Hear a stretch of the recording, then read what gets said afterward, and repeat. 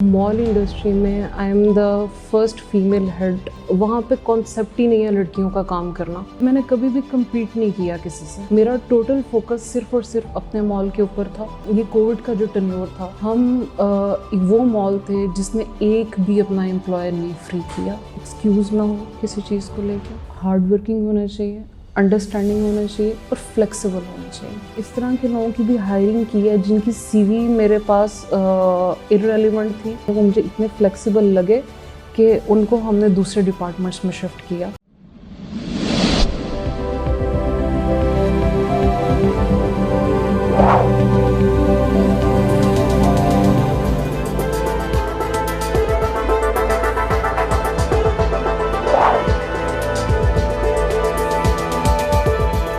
औज़ुबिल्लाहिमिनश्शैतानिर्रजीम बिस्मिल्लाहिर्रहमानिर्रहीम। अस्सलाम वालेकुम दोस्तों, हसन रज़ा आज एक दफ़ा फिर आपकी खिदमत में हाजिर है। दोस्तों, शेयरिंग ऑफ प्रोफेशनल विजडम क्योंकि हमारा प्रोग्राम है जिसका मेन ऑब्जेक्टिव है कि हम आपकी ज़िंदगी में वैल्यू ऐड कर सकें। दोस्तों, I am super excited today.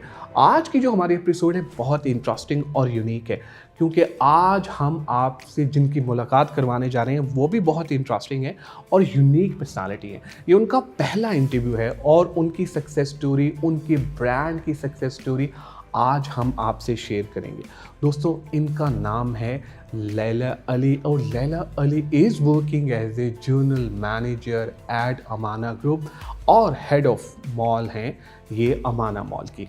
आइए मिलते हैं लैला अली से। अस्सलाम वालेकुम Laila, thank you very much for joining us today and I am super excited. Welcome on board. You welcome and thanks a lot for invite. Great, wonderful. अच्छा लैला, हम topic पे तो ज़रूर डिस्कशन करेंगे। आज का टॉपिक हमारा बहुत इंटरेस्टिंग और यूनिक है, लेकिन we will like to know, I mean you are working as a अल्हम्दुलिल्लाह जनरल मैनेजर ग्रुप लेवल पे। आप अमाना ग्रुप को जो है वो देख रही हैं and you are also working as a head at Amana जो मॉल है उसमें।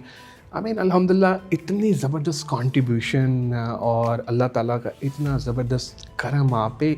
कैसे ये स्टार्ट किया अपना करियर, और पर्टिकुलरली ये मॉल्स और रिटेल में हमें तो हर तरफ मर्द हज़रात नज़र आते हैं, मतलब वो तो बड़ा डिफ़िकल्ट होता है। तो किस तरह से ये जर्नी स्टार्ट किया लैला अली? अच्छा, जो भी आपने मर्दों वाली बात की है ना, तो मॉल इंडस्ट्री में I am the first female head of any mall इन पाकिस्तान। और अभी तक करंटली हूँ भी सिर्फ मैं ही, फर्स्ट भी हूँ और मैं भी हूँ। और लोगों को कहूँगी, लड़कियों को कहूँगी कि इस तरफ आएँ। बहुत अच्छी इंडस्ट्री है, आपको सीखने को बहुत कुछ मिलता है। स्टार्टिंग मेरी बहुत लो लेवल से थी। मैंने as a part time mall को ज्वाइन किया था। देन मैं फिर मार्केटिंग में आई, सेल्स को देखा, देन ऑपरेशंस को समझा और 5 साल हो गए फिर यहाँ तक आ गई। Great, wonderful. अच्छा लैला, आपने जब अपने करियर का स्टार्ट किया होगा, आई मीन रिटेल में और ये मॉल्स में आना, तो घर वाले कहते होंगे नहीं नहीं उधर नहीं जाना भाई, बड़ी ज़्यादा मतलब प्रॉब्लम्स होती हैं। तो किस तरह से आपने घर वालों को मैनेज किया? क्योंकि देखें, आपके तबस्सुल से बहुत सारी ऐसी बहनें हमारी जो यहाँ पर हमें देख रही हैं, आई मीन लिंक्डइन पे, यूट्यूब पे और फेसबुक पे। तो किस तरह से आपने अपने करियर का स्टार्ट किया और किस तरह से घर वालों को कन्विंस किया कि मैंने मॉल इंडस्ट्री में भाई जाना है? अच्छा हसन, मैं जिस बैकग्राउंड से आती हूँ, बहुत छोटे शहर से मैं बिलोंग करती हूँ। वहाँ पे तो जिस एज में मैंने काम स्टार्ट किया था, वहाँ पे कॉन्सेप्ट ही नहीं है लड़कियों का काम करना। घर से बाहर निकलना, उनका काम करना, उस चीज़ को इतना अच्छा नहीं समझा जाता। वहाँ पे अभी भी वो चीज़ है कि अगर लड़की घर से बाहर निकली है तो फिर उसकी करैक्टर असैसिनेशन होगी। तो वहाँ पे रह के मैं हमेशा ये चीज़ सोचती थी कि जिस तरह से मेरे बाप का नाम है, मेरे दादा का नाम है या मेरे भाई हैं, मुझे भी कुछ करना है। मुझे अपना नाम चाहिए, मुझे अपनी आइडेंटिटी चाहिए। बस उस चीज़ को लेके फिर काम किया खुद पे। और इतनी सपोर्ट नहीं मिली फैमिली से, इतनी सपोर्ट नहीं मिली। अभी स्टिल उतनी सपोर्ट नहीं है फैमिली से, लेकिन इसमें मेरी मदर ने बहुत मेरा साथ दिया। अम्मो जानी कहती हूँ उन्हें मैं, और आप यही समझें कि मेरी पूरी दुनिया वो है। उनके अलावा किसी ने मुझे सपोर्ट नहीं किया। वो मेरी फूफो भी हैं और वही मेरे लिए मेरी माँ भी हैं। सिर्फ़ और सिर्फ उन्होंने मुझे सपोर्ट किया इसमें। अगर मैं फैमिली को देखूं तो। अमेजिंग। अच्छा लैला, अब हम ज़रा बात कर लेते हैं अमाना ग्रुप की, Amana mall. I mean you people are doing wonders by the way, अल्हम्दुलिल्लाह। आई मीन एक मॉल बनाया और एक ट्रेंड सेट किया। मुझे याद है कि अमाना मॉल जब था तो शायद इतने मॉल्स लाहौर में नहीं थे। आई मीन काफ़ी आप लोगों ने जो है वो एक बेंचमार्क भी दिया, टफ टाइम भी दिया अपने कंपैटिटर्स को। क्या कामयाबी का राज है ये? इसमें मेजरली जो एक मेरी एक थिंकिंग थी कि मैंने कभी भी compete नहीं किया किसी से।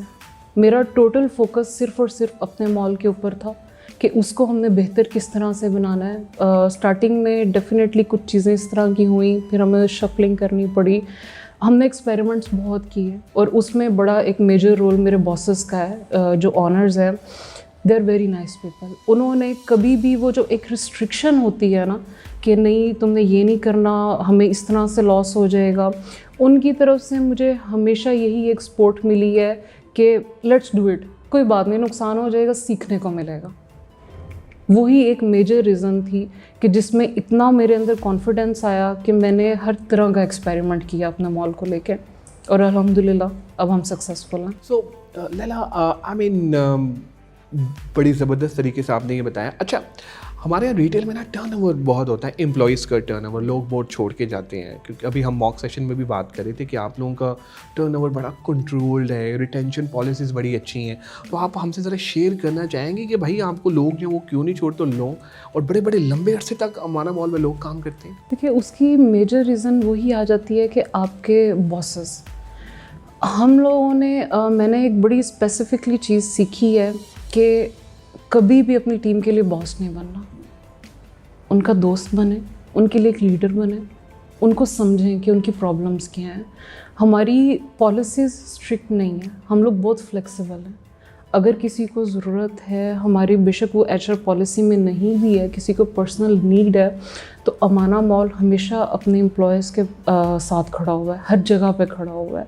इवन ये कोविड का जो टेन्योर था स्पेसिफिकली, हम वो मॉल थे जिसने एक भी अपना एम्प्लॉयर नहीं फ्री किया। हम लोगों ने 3 माह अमाना मॉल बंद रहा है और अपनी पॉकेट से बॉसेस ने सैलरीज दी हैं। एक एम्प्लॉय को भी हमने फ्री नहीं किया। देन जो एम्प्लॉय बीमार हुए, उनके हॉस्पिटल्स, उनके टोटल उनके जितने भी एक्सपेंसेस थे हमने बेयर किए। हमने अमाना ग्रुप ने एक अपना वेलफेयर रखा हुआ है सेपरेटली, हमने उसी से अपने एम्प्लॉयज़ की टोटल हेल्प की है उसमें। तो हमने कोविड में भी किसी एक अपने एम्प्लॉय को भी अकेला नहीं छोड़ा, जो कि एक बहुत टफ टाइम था। बिल्कुल ठीक। और मेरा ख्याल है ये बेनिफिट्स के साथ साथ आप लोगों ने एक सेपरेट वेलफेयर फंड बनाया हुआ है, उसी से आप जो है ये बिल्कुल सेपरेटली था। Okay, it has nothing to do with their salaries और देयर बेनिफिट्स। ग्रेट, ज़बरदस्त। अच्छा, माशाल्लाह you working as a general manager Laila, and अल्हम्दुलिल्लाह जिस तरह मैं पहले भी बता रहा था कि यूर डूइंग वंडर्स, ज़बरदस्त आपकी जो कंट्रीब्यूशन है। एक बड़ा इंपॉर्टेंट फैक्टर है कि लोगों की ट्रेनिंग्स नहीं होती हैं हमारे मॉल्स में, रिटेल में। और मैं देखता हूँ पाकिस्तान में भी पर्टिकुलरली रिटेल में ट्रेनिंग्स का कॉन्सेप्ट इतना नहीं है। तो आप क्या एडवाइस करेंगी ऐसे मॉल्स को, रिटेल वालों को, ब्रांड्स वालों को? आपको तो डिफरेंट ब्रांड्स आते हैं माशाल्लाह, तो अनट्रेंड होते हैं, तो आप पर्टिकुलरली क्या एडवाइस करेंगे कि ट्रेनिंग कितना इंपॉर्टेंट रोल प्ले करती है सेल्स में? आपको एक चीज़ बताऊं कि मॉल इंडस्ट्री बिल्कुल एक सेपरेट इंडस्ट्री है। मॉल इंडस्ट्री पे अभी एक ह्यूज वर्किंग की हमें ज़रूरत है। पाकिस्तान में इंडस्ट्री नई नई ग्रो कर रही है और इन कमिंग ईयर्स तो आप देखेंगे ये आपको हर जगह मॉल नज़र आएगा, बहुत सारे मॉल और भी आ रहे हैं। तो अभी मॉल इंडस्ट्री पे बहुत ज़्यादा वर्क करने की ज़रूरत है। हम मोस्टली मॉल इंडस्ट्री को कंपेयर कर जाते हैं ब्रांड्स के, रिटेल ब्रांड्स के साथ या इन चीज़ों के साथ। It's completely different. मॉल, आप कह लें कि mall itself is a kingdom. आपको वहाँ पे एक वो दुनिया ही अलग है। आपको वहाँ पे ऑपरेशंस भी देखने हैं, आपको वहाँ पे सेल्स एंड लीजिंग भी देखनी है। हम लोगों का जो टोटल मेजरली जो फोकस है वो एक सर्विस प्रोवाइड करने पे है लोगों को। उसके लिए ट्रेनिंग बिल्कुल एक डिफरेंट है और वो ट्रेनिंग अभी, टू बी वेरी ऑनेस्ट, मुझे लगता है कि इस तरह का कोई प्रोग्राम, कोई चीज़ अभी बनी ही नहीं है। तो उसके लिए अभी बड़ी स्पेशली ज़रूरत है कि मॉल इंडस्ट्री के लिए एक स्पेशल ट्रेनिंग सेशन हो जिसमें स्पेसिफिकली बताया जाए कि मॉल्स किस तरह से चलते हैं, और मॉल में आपने लोगों को किस तरह से फैसिलिटेट करना है। Great, wonderful. And by the way Kasim Ali Shah foundation आप लोगों की खिदमत के लिए हाजिर है। I mean whenever you want to plan any stuff तो we can do that. Great, wonderful. अच्छा लैला, कोविड-19 बड़ी तबाही मचाई इसने ऑल ओवर द वर्ल्ड। लोगों को फोर्स रेजिग्नेशन पे भेजा गया, लोगों के बिजनेसेस बंद हो गए। आप ज़रा हमें पर्टिकुलरली बताइएगा कि जब ये कोविड-19 आया एंड यू आर वर्किंग, आप अमाना मॉल में काम कर रही थी, क्या सिनेरियो था और अब आप क्या देखती हैं? देखिए, जब बिल्कुल ही कोविड नया नया आया था तो it was a very new thing सबके लिए ही। हम लोग सब शुरू में थोड़ा डर गए थे। डेफिनेटली अभी भी ज़रूरत तो है कि हम लोग केयर करें, हर चीज़ के ऊपर फोकस रखें, लेकिन जो उस टाइम एक पैनिक क्रिएट हुआ था वो बहुत डिफरेंट था, क्योंकि कोई समझ ही नहीं पा रहा था ये क्या चीज़ है। तो उस टाइम चीज़ों को लेके बड़ा डिफ़िकल्ट था। एम्प्लॉयज़ को लेके एम्प्लॉयज़ पैनिक कर गए, हर बंदा ही एक पैनिक की सिचुएशन में था कि अब क्या करना है। फिर मॉल शट डाउन हो गए। अब इस टाइम पे अगर गवर्नमेंट के एंड से देखें तो गवर्नमेंट की भी कुछ पॉलिसीज़ मॉल्स को लेके ऐसी थी जो मॉल के लिए अनफॉर्चुनेटली बहुत ज़्यादा नुकसान में गई। गवर्नमेंट ने बाहर मार्केट्स ओपन कर दी, मॉल क्लोज कर दिए। जबकि अब हम देखें तो अब मॉल में ज़्यादा सिक्योर है। अब बाहर मार्केट में कुछ भी इम्प्लीमेंट नहीं करवा, आम रोड पे आप कैसे इम्प्लीमेंट करवाएंगे कि आप मास्क पहने, आप सैनिटाइज करें, आप वैक्सीनेटेड हैं या नहीं। मॉल में तो एक डोर है, वहाँ से आपने एंटर करना है किसी को तो तब उसने पूरे मॉल में एंटर होना है।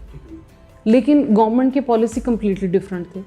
स्टार्टिंग के, अगर आपको याद होगा तो स्टार्टिंग के ऑलमोस्ट 3 वीक्स बाहर मार्केट्स ओपन थी, मॉल शट डाउन था, मॉल को ह्यूज लॉसेस हो गए। देन अभी तक गवर्नमेंट ने भी अगेन, क्योंकि ये इंडस्ट्री नहीं है, गवर्नमेंट की तरफ से कोई स्पेसिफिकली पॉलिसीज़ या बेनिफिट्स स्मॉल इंडस्ट्री के लिए कुछ भी नहीं है।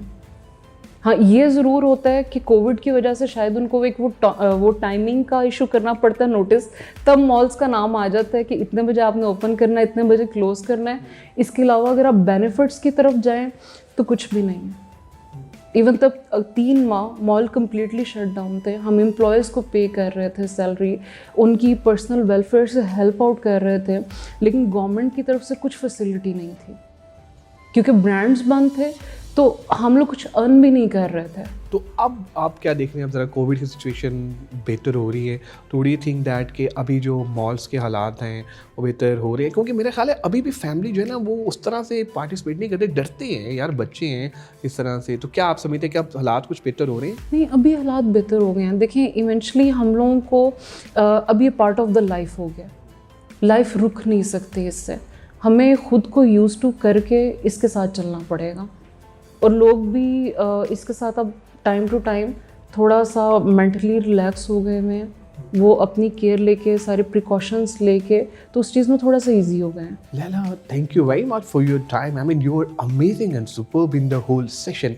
अच्छा, आप माशाल्लाह काफ़ी अरसे से काम कर रही हैं मॉल इंडस्ट्री में, इंटरव्यूज़ बहुत करती होंगी आप, और बहुत सारे लोग भी माशाल्लाह आप रखती होंगी। तो कौन सी ऐसी 1, 2 या 3 स्किल्स आप देखती हैं किसी भी कैंडिडेट में, आप समझते हैं कि ये होगी तो मैं इसको रखूँगी? यही समझ लें कि जो मेरे पर्सनली लाइफ के कुछ रूल्स हैं, मैं वो देखती हूँ उसमें कि वो उसमें हैं या नहीं। एक तो एक्सक्यूज़ ना हो किसी चीज़ को लेके, हार्ड वर्किंग होना चाहिए, अंडरस्टैंडिंग होना चाहिए और फ्लेक्सिबल होना चाहिए। बस ये चीज़ है। मुझे मे बी आपको ये थोड़ा सा ऑड लगे, लेकिन समटाइम्स मैंने इस तरह के लोगों की भी हायरिंग की है जिनकी सीवी मेरे पास इररेलेवेंट थी, किसी और चीज़ के लिए आई हुई थी, लेकिन जब मैं उनसे मिली, उनकी बॉडी लैंग्वेज आप कह लें, उनका नॉलेज कह लें, वो मुझे इतने फ्लेक्सिबल लगे कि उनको हमने दूसरे डिपार्टमेंट्स में शिफ्ट किया। They are doing very good. Great.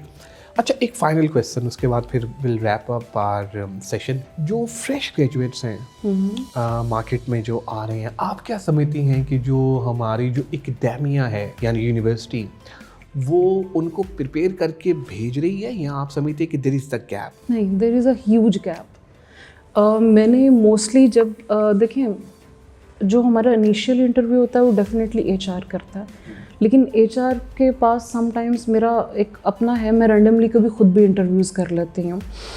उसमें मैं देखती हूँ जब बिल्कुल फ्रेश ग्रेजुएट्स आते हैं, वो इतने फ्लेक्सिबल नहीं हैं। उनको बहुत कुछ लाइफ से चाहिए, लेकिन in return they don't want to do anything. इस तरह से लाइफ नहीं चलती है। मुझे आजकल की हमारी जो एक नेक्स्ट जनरेशन आ रही है, मैं इसके बारे में बड़ा सोचती हूँ कि ये जो जनरेशन अब आ रही है ये क्या कर रही है।